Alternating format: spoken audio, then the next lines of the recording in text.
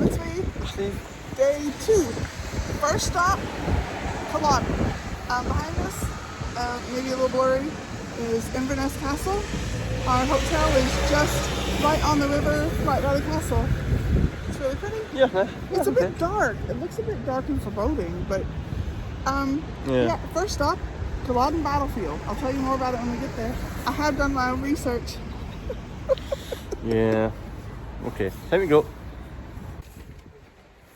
Okay, so we just did the visitor center. You can tell I've been wearing a mask. My face gets really red.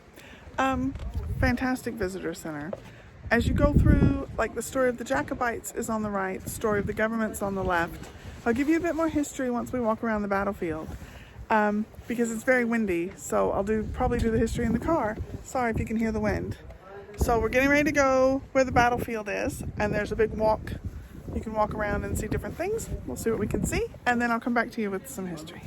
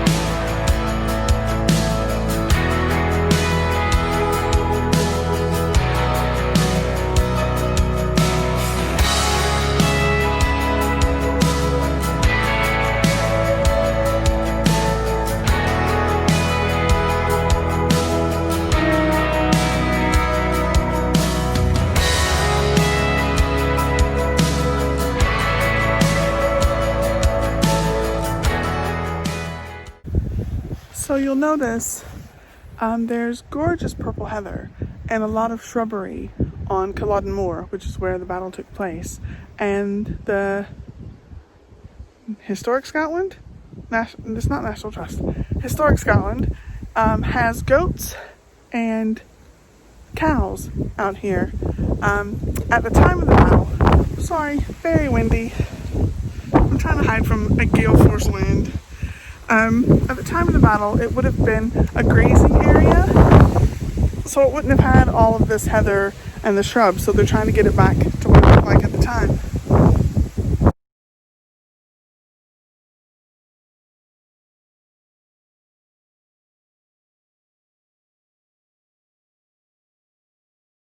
Sorry, it's windy. The red flag there is where the government forces were. And if we go all the way down the very long, boggy battlefield, there's a Scottish flag there. That's where the Jacobites, that's their line. So the Jacobites ran toward the government forces all that way. So way over there, I can barely see it, somewhere there. Oh, sorry, that went out of focus. There's a red flag. That was the government forces line. And here, sorry, hope that's not too fast. I'm trying to get this done before the wind kicks back in, is the Jacobite line. Now it's important to note, it's the Jacobites and the government forces because there were Scottish Highlanders on both sides. Not everybody agreed that Bonnie Prince Charlie should be king. I'll explain more of that once we're out of the rain and the wind. So these are hard to read, but it says the Appin Regiment, Stuarts of Appin and McLaren's 250. So we think that's how many people from this clan in this area were on this part of the line. It's a very windy, rainy day, but I think that's appropriate considering this is really one big cemetery. It's considered war graves. That is why when Outlander was filming, they could not film here for the Battle of Culloden. It's considered a war grave and therefore not appropriate to film on. Okay, it's raining more now, but look, it's sunny over there.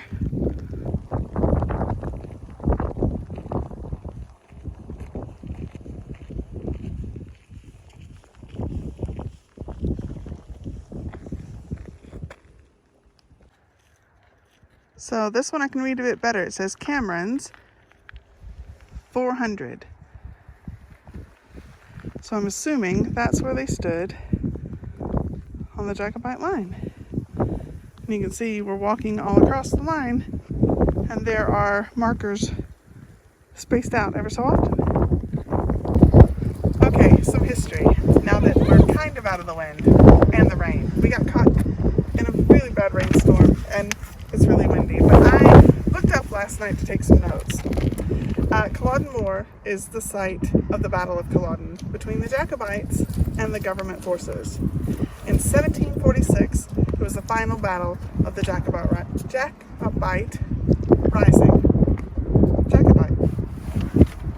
Basically, the Jacobites wanted a Stuart king on the throne. The king that was already on the throne, who was a Hanoverian, said, no thanks. And they had several battles. Bonnie Prince Charlie was the Jacobite choice. And he came over to Scotland, built a small army, and once they were defeated here, he disappeared. And through Skye, went off to France and then other parts of Europe and disappeared. Oh, interesting fact. I just watched a BBC documentary on this. Neil Oliver, fantastic presenter. He said that as the Jacobites approached the army, the government army would shoot and they get down on their knees so that line number 2 could shoot immediately. Down on their knees, line number 3 could shoot immediately. And so you didn't have waiting for people to reload. You just had shot after shot after shot, line after line after line. And that's basically what defeated them. Fascinating. I can't remember the name of it, but it was on BBC. If you're in the UK, iPlayer should have it. Neil Oliver's fantastic. And as I said earlier, it's classified as a war grave. So Outlander, even though they had something about the Battle of Culloden, couldn't film here. It's a fascinating place. The Visitor Center, fantastic. Highly recommended if you're here. In 2020, if you're here, be sure to book ahead of time. They're fully booked today and they've been turning people away, which is sad when you come all this way and then you can't see it. So book ahead of time, check the website, and come see it. It's fantastic. What do you think? Yeah, good. It's really Yeah. good. Oh, yeah. It explains the Jacobites, it explains the government forces, what happened, how it came down to this final battle. Really good. And I hope I didn't bore y'all with too much history, but I'm a history nerd. What can I say? Okay, now off to stop number 2. I'll tell you when we get there. So just as we were about to leave Culloden Visitor Center, I see hairy coos. I love Highland cattle. They're hairy and they're adorable. There's some regular cows, obviously, in there too, but the brown ones with the long hair are Highland cattle or hairy coos. Let's see if I can get a bit closer. Sorry if this goes a bit digital. Look at that gorgeous creature. Look at that hair. I told Steve I want one, but he doesn't think our back garden's big enough for one. Okay, he's right. But still, look at that face. What a beautiful creature. I mean, not that the other cow isn't too. Hello. So this is Balnearin of Clava, also known as the Clava Cairns.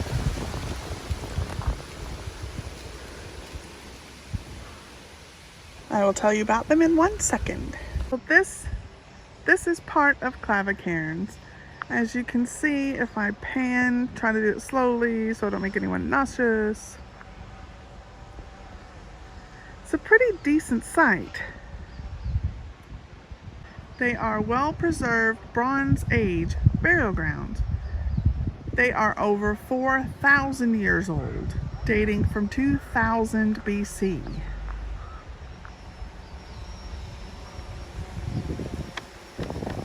And they are incredibly preserved. And there's a drone going above us. Archaeologists have discovered that this site was actually used before 2000 BC for farming. And it is supposed to be the inspiration for Craignadoon in Outlander. That is where Claire touches the stone and goes back into history and meets Jamie, a Jacobite. This is a very graveyard Jacobite-y kind of day.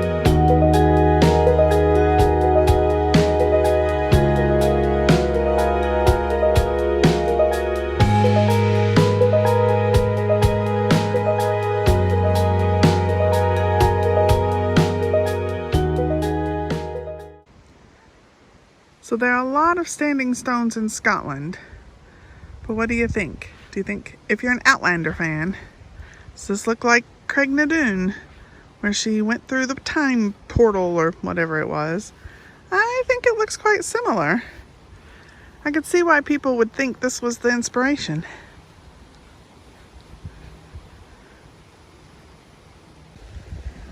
So according to this, the ring cairn in front of us may have once had an entrance, but it apparently doesn't now, so it may have been a temple.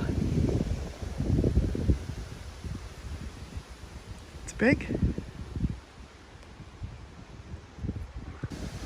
So this is the Curb Cairn.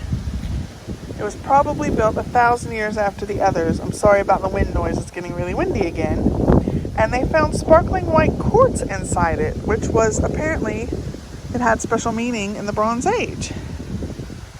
Let's have a wee look.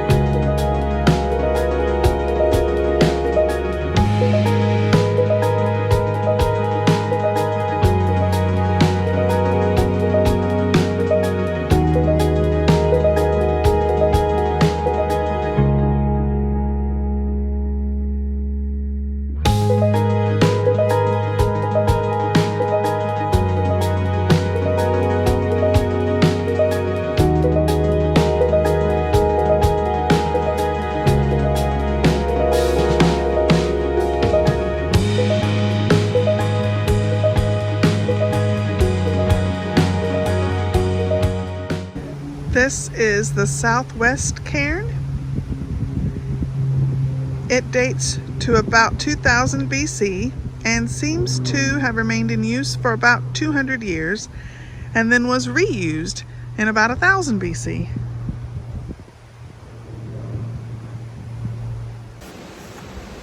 How often do you get to step inside a Bronze Age burial chamber? That is pretty cool.